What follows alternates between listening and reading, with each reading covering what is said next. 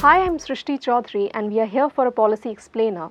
This week, we'll be discussing the draft National Resource Efficiency Policy proposed by the Ministry of Environment, Forest and Climate Change. Before that, let me give you a little background of why this policy was introduced in the first place. India has a population of 1.3 billion people, and the rate of urbanization is increasing at a faster pace. This is putting a lot of pressure on the resources. Compared to the other developing countries, Europe, the rate of recycling of materials in India is very low. 30% of our land is undergoing degradation. The water tables are declining. Today we have with us Souvik Bhattacharya from TERI, Delhi, who will explain to us why this policy was introduced in the first place and how it is going to change things for us. Thank you for joining us in Mint, Souvik. Thank you so much. For quite some time, we have been in fact feeling the heat in terms of the growing material requirement across various sectors, the constraint in terms of domestic availability, the rising imports, which is also affecting the import bill, the growing social conflicts in the local regions in terms of people getting displaced, and more importantly, the environmental concerns, because the more we are actually dependent on virgin resources, the more it impacts the local ecological balances. So all these three factors in fact have been building up for quite some time, and there has been a lot of initiative in terms of certain sectors, but what was essentially missing was a kind of a life cycle thinking. Right. So the policy in fact brought that particular aspect in the forefront, and from there it would like to take this entire initiatives of resource efficiency, which is already happening in certain sectors, and also incorporate new ideas, new opportunities, new ways to take the resource efficiency to a newer heights. Yeah. So that's the fundamental reason behind why the ministry came out with this draft policy. To tell our viewers, the policy relies on three main principles, that is reduce, reuse and recycle. So what are the sectors that this policy aims to target initially? I mean, the policy identifies 7 key sectors. Automobile is one. Right. Why is it important for the automobile sector? Well, for the automotive sector, it's one of the major consumer of resources. Right. Equally important to understand its contribution to the national income. It's almost like 7% of the GDP which is contributing. Any change in resource consumption in the sector will have significant implications in terms of the overall consumption of resources in the economy. The automotive sector is already experiencing some kind of a transition. True.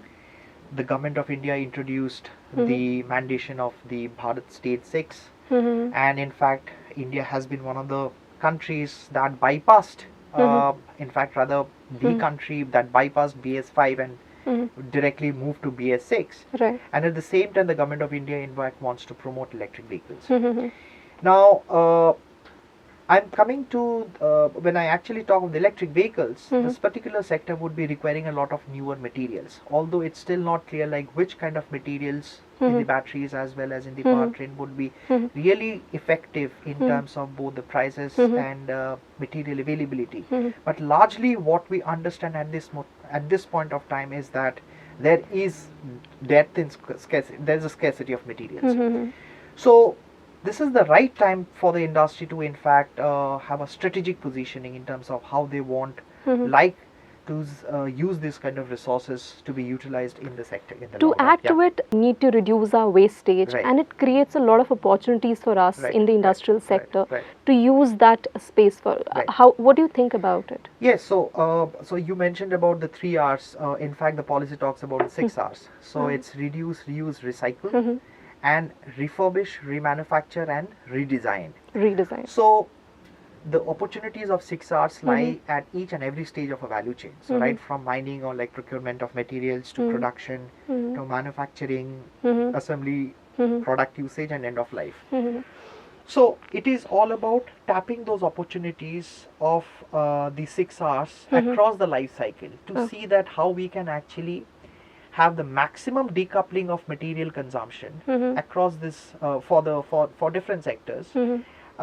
across the different life cycles. That is why the policy also lays it open for different sectors, for different Yes. ministries to choose their own targets. Absolutely. The larger aim is to like double the recycling rate by a certain, to encourage the use of secondary raw materials. Yes. Right. So the policy talks about the establishment of a National Resource Efficiency Authority, and within that one, the boards, a board, in fact, which will in fact comprise of the representatives from different ministries. So it is these ministries and the departments who will take the agenda forward in terms of how best they want to implement the resource efficiency Right. agenda in those sectors. And it can be linked with some of the existing initiatives, but at the same time there might be newer ways, and the policy in fact highlights those opportunities in terms of what can be best utilized or brought on board in the existing or newer policies to make this transition to happen in the quickest manner. Right. And it also talks about the plastic wastage. Because that is also one of the key agendas of the current government, that we reduce the So what has been happening is that in the amount of the polymers which eventually go into manufacturing of plastics. So although like production has been increasing, but our dependency on imports have also increased in recent years. So that's in terms of addressing the single-use PETRES, we will be in a way able to address the import part. But at the same time, they also as a kind of a environmental nuisance, if I can, if I'm allowed to say so. True. So, so I think that's a good initiative in terms of ensuring that how we are able to address the environmental problems. India, for that matter, is the third largest emitter of carbon dioxide, and we have under the Paris Agreement also we have committed to certain targets to reduce our emissions. So I think this policy will also be instrumental in achieving those targets. So in this policy would in fact also help achieve some of the, in fact contribute towards achieving India's the climate target. True. By reducing its energy consumption, because in many sectors if we are able to use the recycled products, then the energy footprint for those kind of products would be much lesser than the energy consumption which otherwise is there for processing virgin materials. Right. So I see a kind of a very strong connect between the resource efficiency as well as this entire climate change debate. And also the major challenge lies, apart from the raw materials, in the other critical resources like water. Yes, our water consumption has been growing. Anything, particularly the agriculture, has been taking the lead in terms of the overall water consumption, the economy. I think one of the fundamental reasons behind this unsustainable extraction and use of water is the economics. I think we are not able to really price this water properly.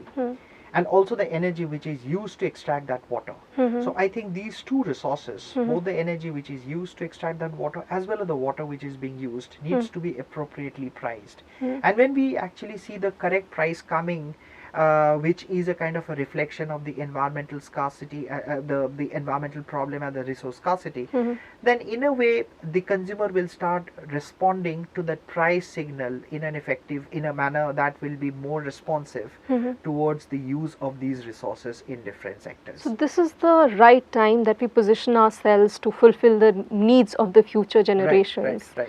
And also I would like to add that we have signed the United Nations Sustainable Development Goal and ratified it in 2016, and we have a lot of targets that we have to achieve by 2030, and SCP, the Sustainable Consumption Production, which is the goal 12, is equally important.